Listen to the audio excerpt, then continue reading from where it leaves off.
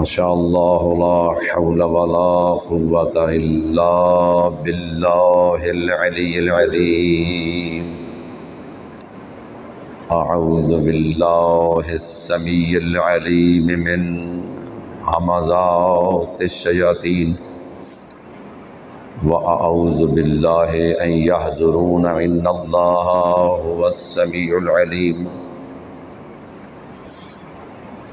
اما بعد فقد قال الحکیم فی کتابہ المجید وهو اصدق الصادقین وقولہ الحق۔ بسم اللہ الرحمن الرحیم۔ یا ایہا الذین آمنوا اذا قیل لکم تفسحوا فی المجالس فافسحوا یفسح اللہ لکم وَإِذَا قِيلَ انشُزُوا فانشزوا يرفع اللہ الذین آمنوا منکم والذین اوتوا العلم درجات واللہ بما تعملون خبیر۔ صلوات۔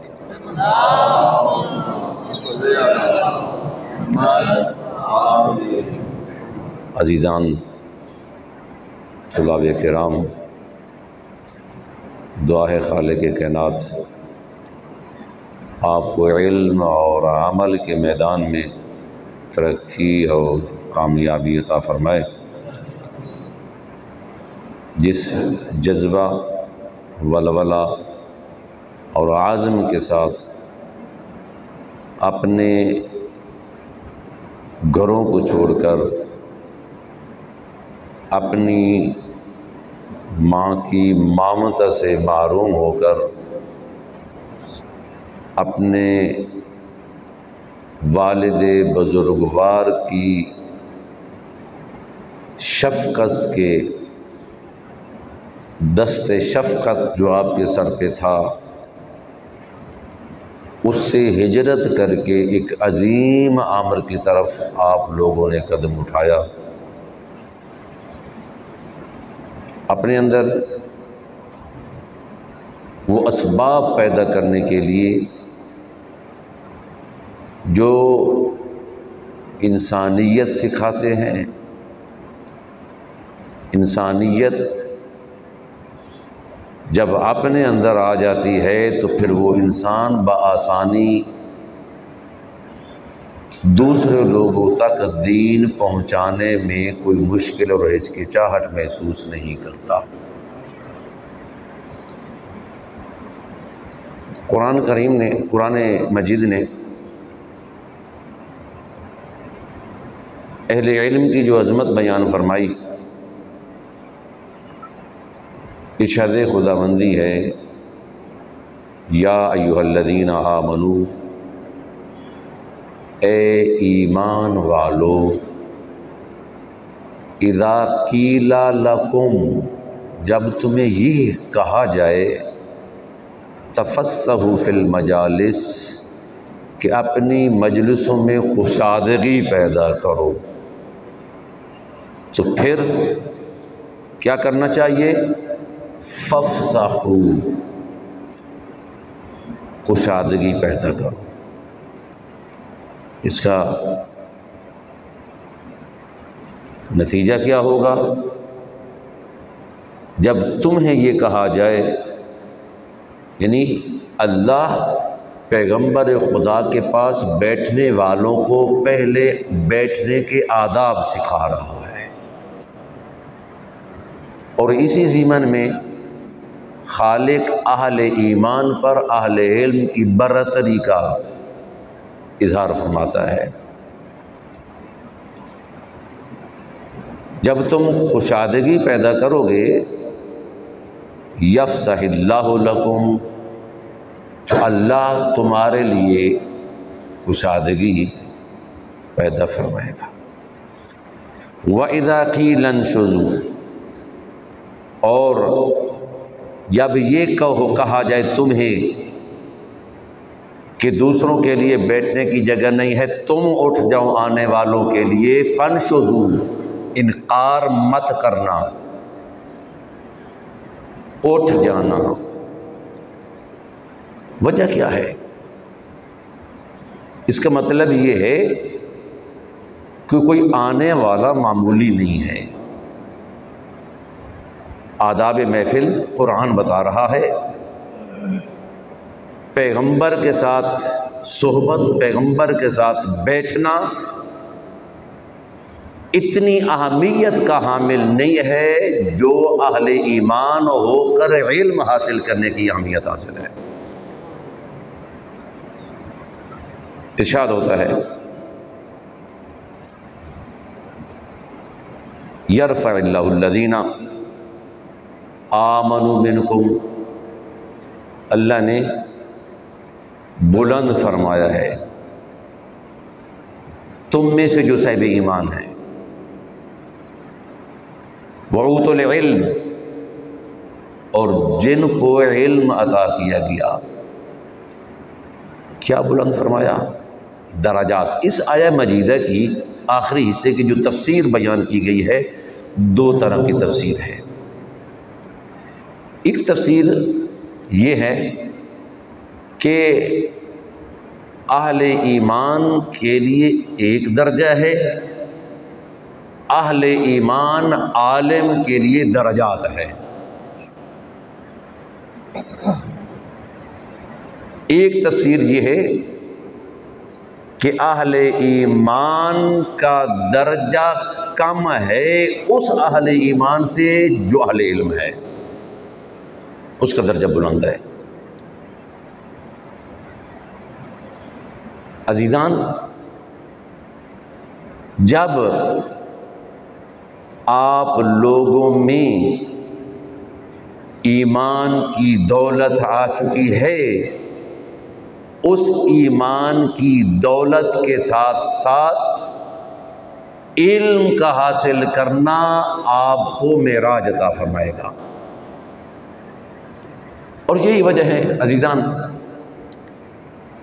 محمد والے بیت محمد نے جو اس علم کی فضیلت میں ارشاد فرمایا، بلکہ قرآن مجید نے ایک مقام پہ واضح طور پہ فرما دیا ہے، قُلْ هَلْ يَسْتَوِي الَّذِينَ يَعْلَمُونَ وَالَّذِينَ لَا يَعْلَمُونَ، میرا حبیب ان لوگوں کو کہہ دے کیا برابر ہیں وہ لوگ جو جانتے ہیں اور وہ لوگ جو نہیں جانتے؟ کیا برابر ہیں؟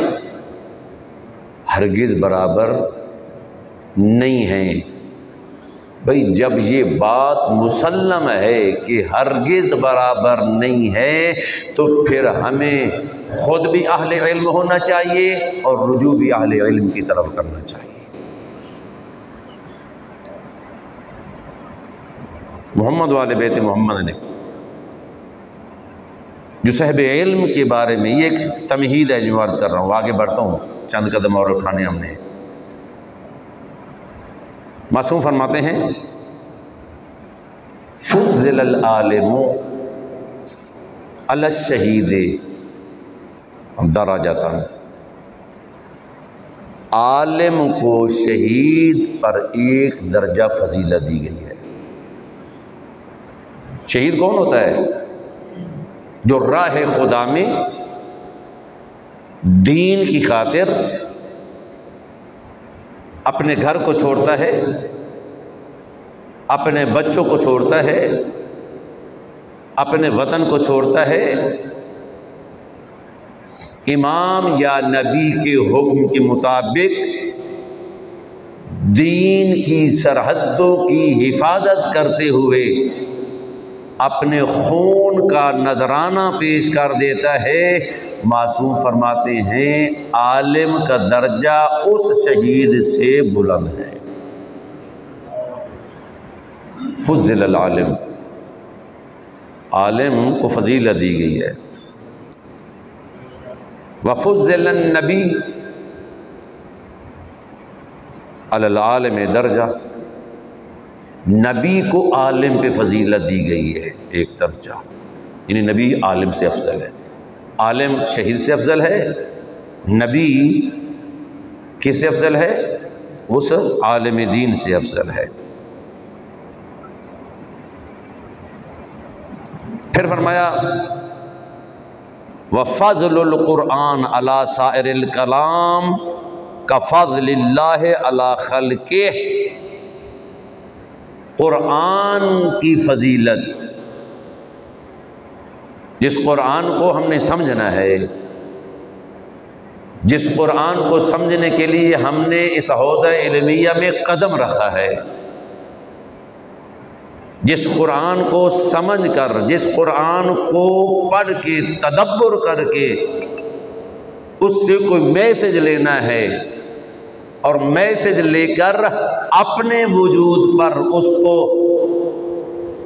جاری کرنے کے بعد، اپنے وجود پر دین لاگو کرنے کے بعد لوگوں تک وہ قرآن کا میسج پہنچانا ہے، اس قرآن کی فضیلت۔ فرماتے ہیں فضل القرآن علی سائر الکلام کفضل اللہ علی خلقہ، قرآن کی فضیلت ساری کلاموں پر ایسے ہے جیسے خالق کو اپنی مخلوق پر فضیلت ہے، اپنی مخلوق پر فضیلت ہے۔ وفضل العالم علی سائر الناس، حضرت فرماتے ہیں عالم کی فضیلت سارے لوگوں پر کفضلی علی ادناہم، مانند میری فضیلت کی ہے جو عام لوگوں پر میری، لوگوں میں سے جو ادنا لوگ ہیں ان پر جو میری فضیلت ہے، عالم کی فضیلت لوگوں پر ایسے ہے۔ عزیزان، میرے دوستوں، میرے بیٹوں، شکر کریں آپ کہ اللہ نے آپ کو توفیق دی ہے، لباس روحانیت سے آپ کو منور فرمایا، حوضہ علمیہ میں قدم رکھا، جامعہ علمیہ میں قدم رکھا، کچھ سیکھنے کے لیے، کچھ حاصل کرنے کے لیے۔ نہج البلاغہ پڑھتے رہتے ہیں، مولا فرماتے ہیں العلم حیات والجہل ممات، علم زندگی ہے، جہالت موت ہے۔ علم زندگی ہے، جہالت موت ہے۔ علم روشنی ہے، جہالت اندھیرا ہے۔ کون ایسا ہے جو زندہ رہنے پہ مردہ ہونے کو اولویت دے؟ کون وہ ذی عقل بندہ ہے جو روشنی میں رہنے پہ، اندھیرے میں رہنے پہ اولویت اس کو فوقیت دے؟ یہ کم توفیقی ہے، یہ توفیق خداوندی ہے جس نے آپ کو اٹھایا، اللہ نے آپ کا انتخاب کیا ہے۔ ہر بچہ آ سکتا ہے یہاں پہ، آپ سے زیادہ پڑھے لکھے آ سکتے ہیں، مگر آپ لوگوں کو یہاں پہ آنا خدا کی کوئی خاص توفیق شامل حال ہے۔ اللہ نے تو آپ کو پہنچا دیا یہاں پہ۔ اب علم سے مسلح ہونا اور عمل سے مسلح ہونا یہ میرا کام ہے۔ اللہ نے حجت تمام کر دی ہے، اللہ نے ہمیں کسی مرکز تک پہنچا دیا ہے، اور اللہ کا اس مرکز تک پہنچانے کا مقصد یہ نہیں ہے کہ آپ آئیں کھا پی کے چلے جائیں، نہیں، یہاں اس کے دین کو سمجھنا ہے، وہ قرآن جس میں تدبر کی ضرورت ہے، وہ قرآن جس کو سمجھنے کی ضرورت ہے، وہ قرآن جس کی تلاوت کی ضرورت ہے، وہ قرآن جس پہ عمل کرنے کی ضرورت ہے، وہ قرآن جس سے میسج لینے کی ضرورت ہے، اس قرآن اور احادیث محمد و آل بیت محمد کو سمجھنے کے لیے کچھ علوم کی ضرورت ہے، کچھ علوم کی ضرورت ہے۔ ذیل مقدمہ یہ قرآن ہے، ذیل مقدمہ محمد و آل بیت محمد کی سیرت اور ان کے فرامین ہے۔ ان کو سمجھنے کے لیے ہمیں مقدمہ کی طرح آنا پڑا، کچھ علوم کو سیکھنا ہے، ہمیں منطق سیکھنی پڑتی ہے، ہمیں علم صرف سیکھنا پڑتا ہے، ہمیں علم نحو سیکھنا پڑتا ہے، دیگر علوم سیکھنے پڑتے ہیں، یہ قرآن کو سمجھنے کے لیے۔ لیکن اگر پوری زندگی انسان انہی علوم میں گزار دے، انہی فنون میں گزار دے، سیکھنے میں، سکھانے میں، پڑھنے میں، پڑھانے میں، وہ جو مقدمہ ہے، وہ جو ذیل مقدمہ ہے جس تک پہنچنے کے لیے ان کا سہارا لیا گیا ہے، اس کو مقدمہ قرار دیا گیا ہے، مقدمے میں پھنس جائیں، ذیل مقدمے تک پہنچ نہ پائیں، یہاں آنے کا مقصد کیا تھا؟ یہاں آنے کا مقصد کیا ہے ہمارا؟ یہاں آنے کا مقصد جو ہے وہ ذیل مقدمہ تک پہنچنا ہے۔ قرآن کو حقیقی معنوں میں سمجھنے کے لیے گھر بیٹھے نہیں سمجھ سکتے، اس کی گہرائی تک آپ پہنچنا چاہتے ہیں، اس سے کچھ میسج لینا چاہتے ہیں، دین لے کے عوام تک پہنچانا چاہتے ہیں، وہ دین عوام تک تب پہنچے گا جب آپ ان علوم کا سہارا لے کر قرآن سے آگاہی حاصل کریں گے۔ اسی لیے مولا نے فرمایا نا، العلم حیات والجہل ممات، علم زندگی ہے، جہالت موت ہے۔ اور ترغیب دی گئی ہے جو قرآن میں ورود رکھتا ہے، قرآنیات سے تعلق رکھتا ہے، وابستگی رکھتا ہے، دین محمد و آل بیت محمد کی تعلیمات لیتا ہے اور دین سیکھنے کے لیے یہاں آتا ہے۔ علم دین کا نام دیا گیا ہے کہ میں علم دین حاصل کرنے کے لیے جا رہا ہوں۔ علم دین، اس علم کو علم دین اس وقت جب تک جو تم نے سمجھا ہے اپنے جسم پہ، اپنے بدن پہ لاگو نہ کریں۔ جو دین آپ نے سمجھا ہے، جتنا جتنا آپ کی بساط ہے، جتنی جتنی آپ کی طاقت ہے، جتنا جتنا علم آپ کا وسیع ہوتا جائے گا، اتنا اتنا عمل کا میدان وسیع ہوتا جائے گا۔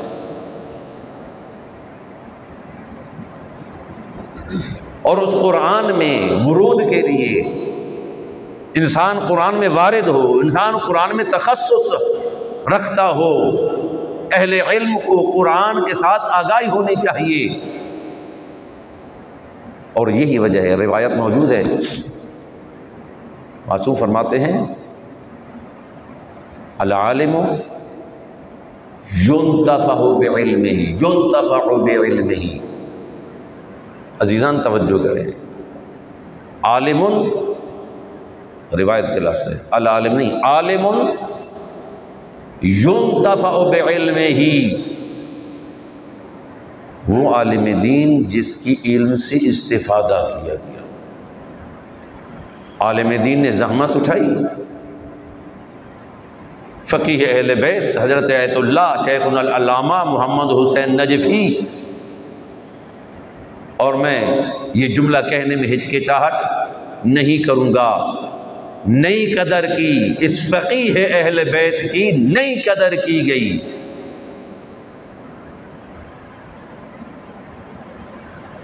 اہل علم نے بھی اس بندے خدا کی قدر نہیں کی، ان کے جانے کے بعد ہر زبان پہ یہ جملہ تھا، بہت بڑا خلا ہو گیا، بہت بڑا خلا ہو گیا۔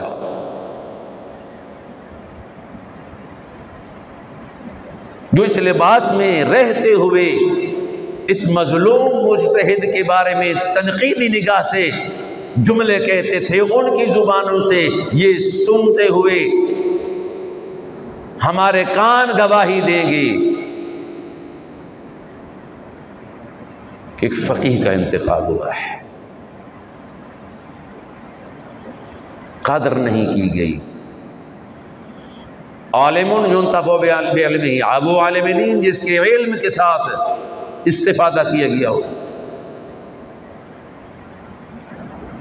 انہوں نے توحید کی خدمت کی ہے، امامت کی خدمت کی ہے، رسالت کی خدمت کی ہے، عقائد کی خدمت کی ہے، تشیع کے بارڈر پہ رہتے ہوئے اندرونی حملوں اور بیرونی حملوں کا مقابلہ کر کے دین کا دفاع کرتے رہے۔ بیرونی حملے اتنے خطرناک نہیں ہوتے جتنے اندرونی حملے خطرناک ہوتے ہیں۔ جو گھر کا دشمن ہوتا ہے نا، وہ بہت زیادہ نقصان پہنچا سکتا ہے، مگر فقیہ اہل بیت نے، مرد علم نے، اس مجاہد رحمت اللہ علیہ نے گالی کھائی، اپنی شہرت کو چھوڑا، مگر دین کے دامن کو اتنا تھام کے رکھا، دین کے بارڈر پہ رہتے ہوئے باہر کے حملوں کا بھی دفاع کرتے رہے، اندر کے حملوں کا بھی دفاع کرتے رہے، اور مکتب اہل بیت کے رہنے والے، مکتب اہل بیت میں رہنے والوں کو رہنمائی کرتے رہے کہ اصل دین ہے۔ میرے دوستو، عالم بعلمہ، عالم یستفاد بعلمہ، وہ عالم دین جس کے علم کے ساتھ استفادہ کیا گیا ہو۔ اگر روایت نہ ہوتی میں جملہ نہ کہتا، افضل من 70,000 عابد، وہ عالم دین جس کے علم سے استفادہ کیا، تقریریں کرتا تھا، خدمت دین کرتا تھا، لوگوں نے اس کے تقریروں سے استفادہ کیا، تصنیفات جیسی خدمات پیش کی، لوگ اس کی کتابیں زندگی میں پڑھتے رہے یا بعد میں پڑھتے رہے، درس و تدریس کرتا رہا، لوگ استفادہ کرتے رہے۔ یہ عالم دین کوئی معمولی عالم دین نہیں ہے، یہ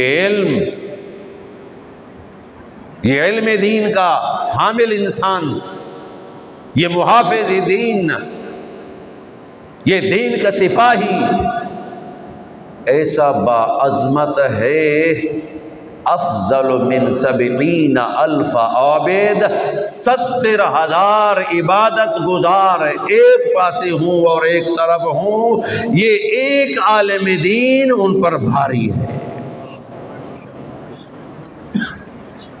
ایک عالم دین ان پر بھاری ہے۔ میرے دوستو، آپ اس شخصیت کے حوزہ میں عزیزان تشریف رکھتے ہیں کہ جس حوزے اور اس جامعہ کا مؤسس معمولی شخصیت نہیں ہے، ایک عالمی شخصیت کی، عالمی شخصیت، جن کے آیت اللہ جیسے القاب مراجع کی زبان سے بندہ حقیر نے خود سنا ہے، بندہ حقیر نے خود اپنے کانوں سے سنا، مراجع آیت اللہ،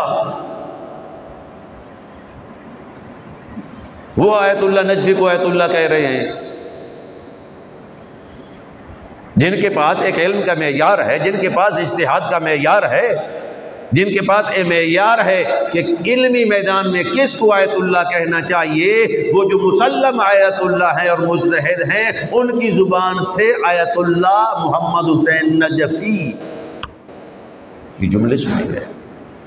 بہرحال عزیزان، جس قرآن کو ہم نے سمجھ کر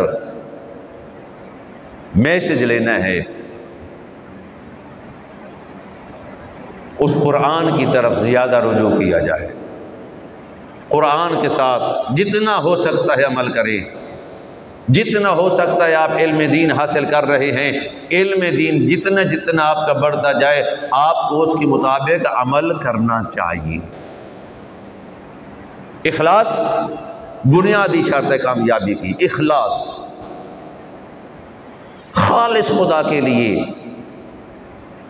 یہ نہ کہیں کہ میں طالب علم بنوں گا، میں بہت بڑے لچھے دار بچے یا بڑی تبلیغ کروں گا، لوگ واہ واہ کریں گے، میری شہرت ہو جائے گی، بلے بلے ہو جائے گی، میں کتابیں لکھوں گا، میں مجتہد ہو کر ایک ریکارڈ قائم کر دوں گا۔ نہ، یہ ساری عارضی چیزیں ہیں اور یہ غیر اللہ کی طرف لے جانے والی چیزیں ہیں۔ اخلاص اس شے کا نام ہے، خالص خدا کے لیے پڑھ رہا ہوں، بولوں گا وہی جو خدا چاہے گا، پڑھوں گا بھی وہی جو خدا چاہے گا، اور عمل بھی وہ اسی پہ کروں گا جس پہ خدا راضی ہوگا۔ نہ شہرت مقصود ہو، نہ دولت مقصود ہو۔ اور میں مسجد میں بیٹھ کر کہہ رہا ہوں، اگر کوئی طالب علم یہ نظریہ رکھتا ہے کہ میں بڑا عالم بن کر کمائی کروں گا، دولت حاصل کروں گا، یا بڑا عالم دین بن کر ایک شہرت پیدا کروں گا، وہ بندہ اپنے آپ کو ضائع کرنے کے مقدمات مہیا کر رہا ہے، ضائع ہو جائے گا، تباہ ہو جائے گا، خاسرت دنیا والآخرہ کا مصداق بن جائے گا۔ جب بھی غیر اللہ درمیان میں آ جاتا ہے، خواہ وہ تیری شہرت ہو،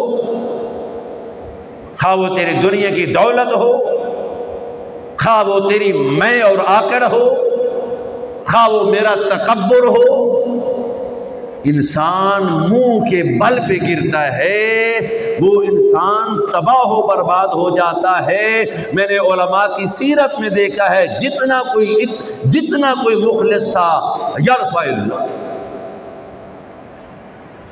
جتنا کوئی مخلص تھا، یرفع اللہ، اللہ نے اسے بلند کر دیا۔ علماء کی سیرت، مجتہدین کی سیرت، طلباء کی سیرت، اخلاص کو اپنے ہاتھ سے نہ چھوڑے، دامن اخلاص کو تھام کر رکھے۔ نماز پڑھ رہا ہے تو وہ تیری خالص خدا کے لیے ہونے چاہیے، یہ علم حاصل کر رہا ہے خالص خدا کے لیے ہو، حتیٰ کہ قرآن پڑھ رہا ہے، سمجھ رہا ہے، خالص خدا کے لیے ہو۔ اگر قرآن کا سمجھنا بھی غیر اللہ اس میں آ گیا کہ قرآن کو سمجھ کر میں سے چھوڑوں اور میری شہرت ہو جائے، اللہ سے اجر کی توقع نہ رکھنا۔ قرآن پڑھ قرآن رہا ہے مگر نیت کچھ اور ہے، پڑھ قرآن رہا ہے، غیر اللہ درمیان میں آ گیا ہے، وہ نفس امارہ بھی ہو سکتا ہے، وہ نفس امارہ کے تقاضے بھی ہو سکتے ہیں۔ نفس امارہ کبھی کہے گا تیری شہرت ہونی چاہیے، نفس امارہ کبھی کہے گا تیرے علم زیادہ ہونا چاہیے، تو سب سے بڑا ہو جائے اور تیرے اندر جو ہے وہ اتنا علم بھر جائے کہ لوگ تیری تعظیم کریں۔ اگر میرا نظریہ علم حاصل کرنے کا یہ ہے کہ لوگ تعظیم کریں، اگر میرا علم حاصل کرنے کا نظریہ یہ ہے کہ میری بلے بلے ہو جائے اور دولت میرے ہاتھ میں آ جائے، اگر میرے علم حاصل کرنے کا مقصد یہ ہے شہرت میرے لیے ہو جائے، اس سے بڑھ کے بدبخت کوئی نہیں ہو سکتا۔ جملے میرے سخت ہیں، ناراض نہ ہونا، بیٹے ہیں آپ، بیٹوں کے لیے وہی بیان کرنا چاہیے جو انسان معصوم فرماتے ہیں اپنے لیے پسند کرتا ہے۔ انکساری، عاجزی، بھوک، اس میں علم پڑا ہے۔ اگر تم چاہتے ہو علم کے مدارج تمام کے تمام مدارج کو عبور کرنا چاہتے ہیں، انکساری ہونی چاہیے، عاجزی ہونی چاہیے، جھکنا چاہیے۔ علم جھکنا سکھاتا ہے، علم عاجز سکھاتی ہے، اور جتنا جتنا عاجز ہوتا ہے زیادہ انسان، وہ دلیل ہوتی ہے کہ یہ اتنا علم اس کا بڑھ رہا ہے، اتنا علم اس کا بڑھتا ہے، یہ عاجزی دلیل ہے۔ یہ علماء کے بیانات ہیں، معصومین علیہ السلام کے مکتب کا ماحصل ہے۔ جتنی عاجزی آپ کے درمیان ہوگی، جتنی انکساری ہوگی، وہ دلیل آپ کی علمی رشد میں ہے کہ رشد میں آپ کیا کر رہے ہیں، ترقی کر رہے ہیں، علم میں آپ ترقی کر رہے ہیں، رشد علمی ہو رہا ہے، بلوغت علمی ہو رہی ہے۔ اگر 4 اصطلاحیں حاصل کر کے میرے عزیز تکبر کا شکار ہو گئے، اس کا مطلب یہ ہے کہ یہ تو نے علم دین نہیں سیکھا۔ علم دین تو تکبر کو ہٹاتا ہے، علم دین تو حسد کو ہٹاتا ہے، علم دین تو انکساری اور عاجزی لے آتا ہے، علم دین تو شہرت جیسی چیزیں جو ہے انسان سے دور کرتا ہے، علم دین غیر اللہ کی طرف جانا ہی نہیں دیتا۔ پر علم دین رہا ہوں اور قدم غیر اللہ کی طرف ہو، یہ مال امام کھا رہا ہوں، مال امام کو مجھے حلال کرنا چاہیے۔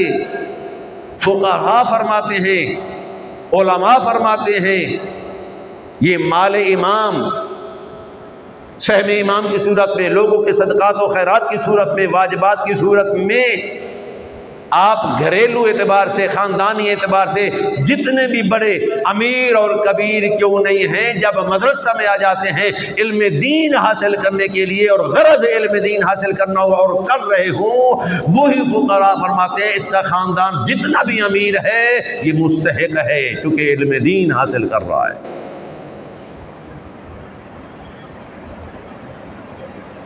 یہ جتنا آپ مال امام کھا رہے ہیں، جتنے مدرسے کی فضا استعمال ہو رہی ہے، لیٹرین استعمال ہو رہی ہیں، پانی استعمال ہو رہا ہے، بجلی استعمال ہو رہی ہے، معاشر کے دن اتنا آپ پہ بوجھ پڑ رہا ہے۔ زیادہ حاصل کرنے کی کوشش کریں، محنت کرنے کی کوشش کریں، کوئی ٹکڑا بچ نہ جائے۔ مال امام کا ٹکڑا اتنا کھائیں اور پکوائیں کہ مال امام کا ٹکڑا بچ نہ جائے۔ مختصر کھا کے اپنے آپ کو بیدار رکھے۔ میں علماء کی سیرت بیان کر رہا ہوں، علماء کو ہم نے دیکھا ہے مختصر سا کھانا کھاتے، رات کو نیند نہ آ جائے، اور ہم نے علماء دیکھے ہیں جن میں سے حضرت آیت اللہ شیخنا العلامہ محمد حسین نجفی رحمت اللہ علیہ، رات کو ان کا بستر کھلا ہوا طالب علم نہیں دیکھا کرتے تھے، بستر بند ہوتا ہے، جب بھی کوئی رات کو اٹھتا ہے دیکھتے وہ پڑھ رہے ہوتے ہیں۔ پیٹ بھر کے نہیں کھاتے تھے، جینے کے لیے کھاتے تھے، مزے کے لیے نہیں کھاتے تھے۔ میرے دوستوں، مقصد یہ نہیں ہے کہ آپ پر پابندی لگا رہا ہوں، نہ، ہرگز ایسا نہیں ہے، العیاذ باللہ، کھائیں، لیکن مال امام کھانے کے ساتھ ساتھ اپنا محاسبہ بھی کرتے رہیں، جتنا کھا رہا ہوں کیا مجھ سے حلال ہو رہا ہے؟ میں اس چیز کی طرف لے آنا چاہتا ہوں آپ کو، جتنا میں کھا رہا ہوں کیا حلال ہو رہا ہے؟ آپ کے پاس فاضل علماء موجود ہیں، ملا علماء موجود ہیں، آپ کی خدمت کے لیے 24 گھنٹے موجود ہیں۔ جس وقت رات کو، دن کو کوئی بحث حل نہ ہو رہی ہو، کوئی مسئلہ حل نہ ہو رہا ہو، کوئی متن حل نہ ہو رہا ہو، 24 گھنٹے آپ کے اندر موجود ہیں۔ ان کے گھر کا دروازہ کھٹکا کے بھی علم کی خاطر وہ پوچھ سکتے ہیں، اس وقت تک جب تک آپ مطمئن نہ ہوں۔ میری محنت کا تقاضا یہ ہے، میری محنت کا، طالب علم کی محنت کا تقاضا یہ ہے، اور ان کے دروازے کھلے ہیں، 24 گھنٹے کھلے ہیں۔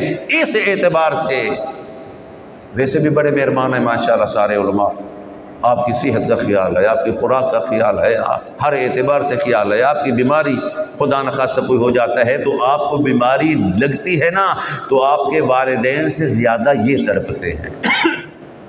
گھر میں ہو نا، بیمار ہو جائیں تو شاید والدین اتنے نہ تڑپے جتنا یہ لوگ آپ کا خیال کر رہے ہیں۔ عزیزان، بہت زیادہ لمبا ہو گیا ہوں، میں کچھ اور بھی عرض کرنا چاہتا تھا لیکن وقت بہت لمبا ہو گیا۔ آپ نے پڑھنا بھی ہے، مطالعہ بھی کرنا ہے، تیاری کرنی ہے امتحان کی، امتحان قریب ہے، ہمیں کہنا نہ پڑے، یہ آپ کی شرعی مسئولیت ہے۔ آپ بالغ ہیں،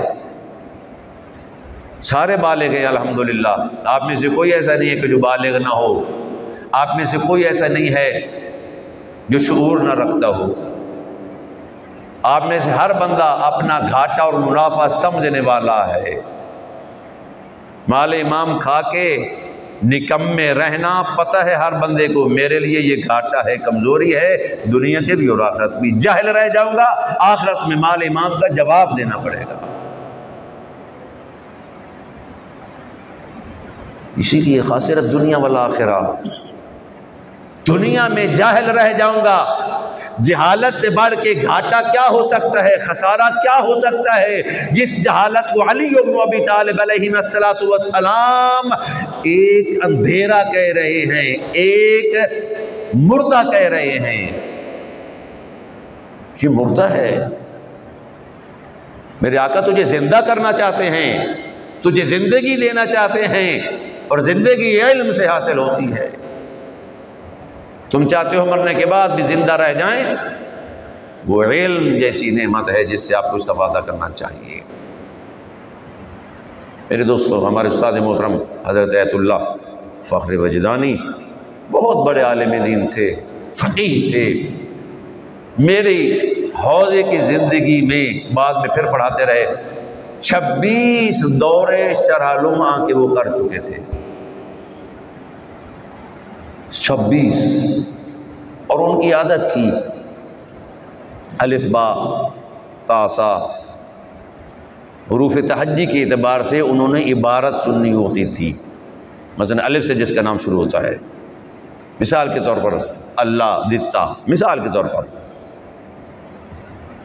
یا کوئی اور نام جو الف سے شروع ہوتا، جب الف ختم ہوتی پھر با سے شروع ہوتے، بشیر، حسین وغیرہ وغیرہ۔ پاکستانی میں بھی انہوں نے تھے، پاکستانیوں سے جب عبارت سنتے نا باہ باہ کہہ کے جھولتے تھے، جرم شاد شد۔ یہ پاکستانی ادبیات میں مضبوط ہیں۔ سوال یہ ہے، پاکستانی جو ادبیات میں مضبوط ہیں وہ پاکستانی قرآن میں کام کرنے کی صلاحیت نہیں رکھتے ہیں؟ جو پاکستانی ادبیات میں مضبوط ہیں، عبارت پڑھ کے اپنے استاد کے دل کو شاد کر دیتے ہیں، کیا قرآن میں وہ کام نہیں کر سکتے؟ مقدمات میں ساری زندگی لگ جائے گی، ذیل مقدمہ رہ جائے گا۔ عزیزان، میں سفارش کروں گا پہلے اپنے نفس کو، پھر آپ کو اس علم دین کو پڑھیں اور قرآن کی تلاوت اپنے لیے اتنی لازم قرار دیں، ایک آیت ہو مگر تدبر کے ساتھ ہو، ایک آیت تدبر کے ساتھ۔ اگر تدبر نہیں ہوگا نا تو قرآن پڑھنے کا فائدہ نہیں ہوگا۔ یہ عدم تدبر اور تلاوت قرآن ممکن ہے آپ کو ہلاکت کی طرف لے جائے۔ علی بن ابی طالب کے ساتھ جناب کمیل ہے، قبلہ اجازت ہو تو ایک چیز ہوگا، جناب کمیل اور جناب علی بن ابی طالب ظاہراً کوفہ سے گزر رہے ہیں یا کسی شہر سے، رات کا وقت ہے، بہت خوبصورت لحن میں قاری قرآن کی تلاوت جو ہے نا وہ کانوں میں پہنچی، کمیل جھوم گئی، مولا کتنی خوبصورت ہے۔ مولا نے فرمایا افلا یتدبرون، آیہ مجیدہ پڑھی۔ حضرت نے فرمایا کاش یہ قاری اسی قرآن میں تدبر بھی کرتا۔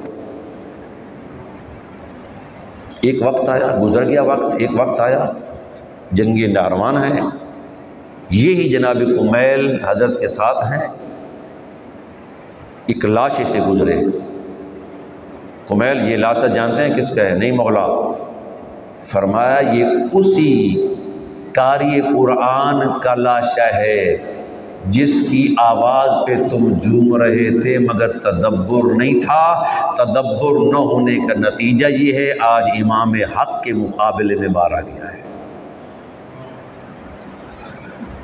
اگر تدبر کرتا تو اس کو علم ہو جاتا حق علی کے ساتھ ہے یا علی کے غیر کے ساتھ ہے۔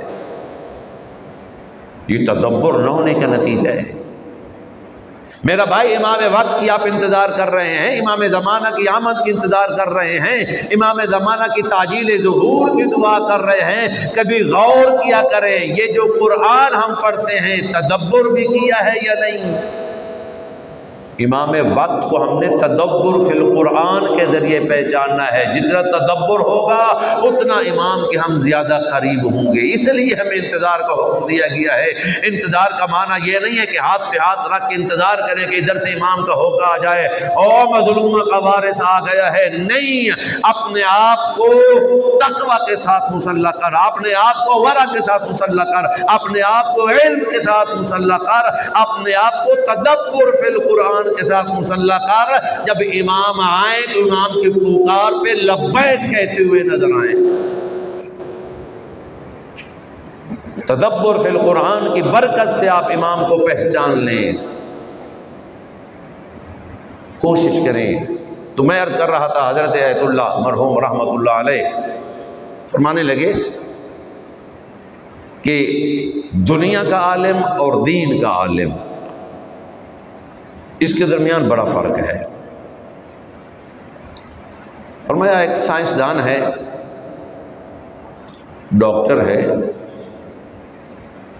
دنیا میں ہے، عالم ہے، اپنے علم کا عالم ہے، مر جائے گا، محشر کے دن جب اٹھے گا دنیا میں عالم تھا، محشر کے دن عالم نہیں ہوگا۔ علم دین کا عالم وہ بعظمت ہے، جب مرا تھا تب بھی عالم ہوگا، محشر کے دن اٹھے گا تب بھی عالم ہوگا۔ دعا ہے خالق کائنات ہمیں علم کے ساتھ عمل کرنے کی توفیق عطا فرمائے۔